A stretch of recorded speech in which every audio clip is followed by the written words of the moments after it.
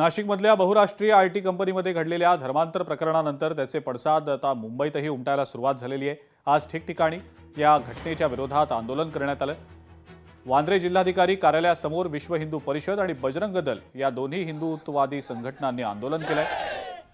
नाशिकमधील धर्मांतर प्रकरणी अनेक हिंदुत्ववादी संघटना सध्या आक्रमक झालेल्या आहेत आणि या आंदोलनादरम्यान जोरदार घोषणाबाजी देखील करण्यात आली। बजरंग दल अत्यंत आक्रमकपणे आंदोलन करत असल्याचं पाहायला मिळालं। जिल्हाधिकारी कार्यालयाबाहेर बजरंग दलानं आंदोलन केलंय।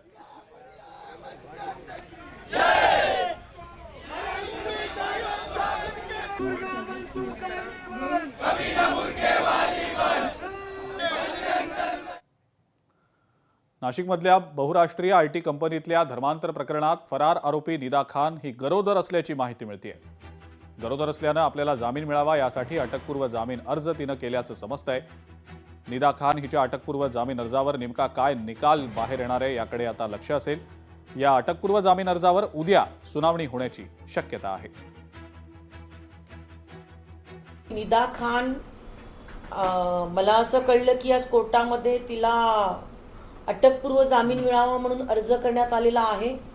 ह्याचा अर्थ ती कोणाच्या आणि कोणाच्या तरी संपर्कामध्ये आहे। माझी मागणी आहे की पोलिसांनी जर सरकारी त्यांचे वकील जे आहेत हे जर कोर्टामध्ये मागणी करतायत की त्यांना अटकपूर्व जामीन द्यावा म्हणून, मग ती कोणाच्या ताब्यामध्ये कोणी तिला लपवलेलं होतं त्यांच्यावरती देखील पोलिसांनी कारवाई करून तिला देखील लवकरात लवकर अटक करावी। सबसे पहली जो शिकायत हुई है वो देवलाली पुलिस स्टेशन में दर्ज हुई है, जिसमें रेप का जो सेक्शन है वो, उसके अलावा धार्मिक भावना दुखाना और एक दो ऐसे सेक्शन लगे हुए हैं।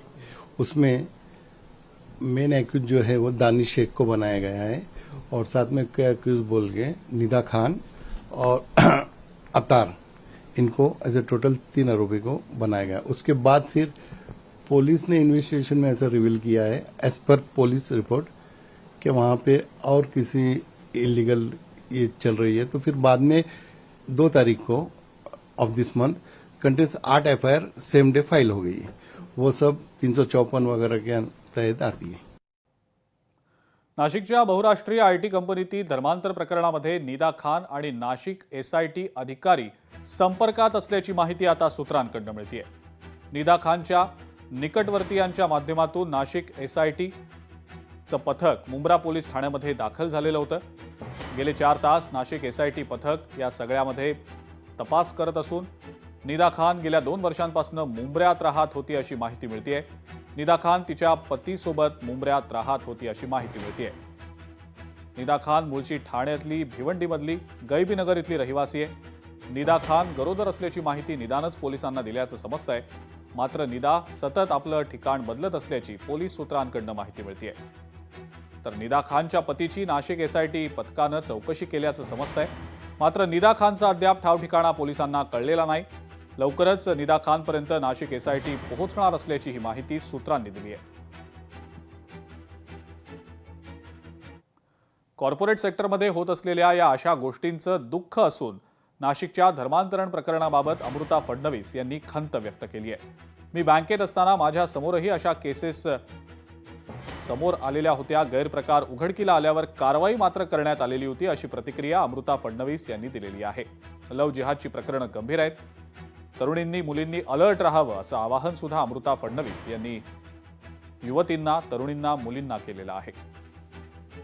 खूपच असं खराब वाटतं आणि खेद आहे की कॉर्पोरेट्समध्ये हे होत आहे आणि काही प्रमाणात जेव्हाही हे होतं, माझ्या वेळेस पण मी जेव्हा ॲक्सिस बँकेत होती तेव्हा अशा केसेस माझ्या पुढे झालेल्या आहेत आणि विसिल ब्लोईंग होऊन त्या मुलांना प्रॉपर त्याच्या अगेन्स्ट लीगल ॲक्शन झालेली आहे, कॉर्पोरेट ॲक्शन झालेली आहे। तर मला वाटतं असं काही झालं तर ते झाल्या आपल्याला विसिल ब्लोईंग करणं जरुरी आहे। समाजाला हे सांगणं जरुरी आहे, आपल्या सिनियर्सना सांगणं जरुरी आहे। त्याच्यानेच हे बंद होणार पुढे जाऊन।